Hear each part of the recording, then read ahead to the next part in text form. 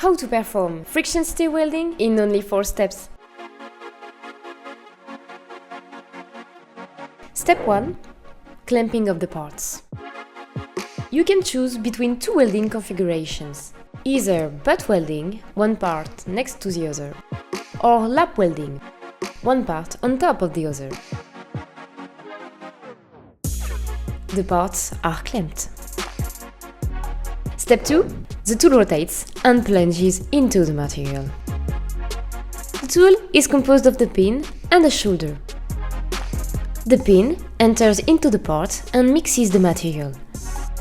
The shoulder creates heat by friction when in contact with the upper part. Step 3. Welding process. After temperature stabilization, the tool moves forward, following the seam. The heat generated by the friction makes the material softer and the tool steers the parts together. Step 4. The tool rises vertically.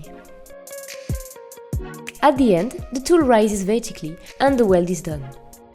There are many solutions to avoid the exit hole. Only 4 steps for a simple and high-resistant weld. FSW is now accessible. Want a quick demonstration? Take advantage of our prototyping service.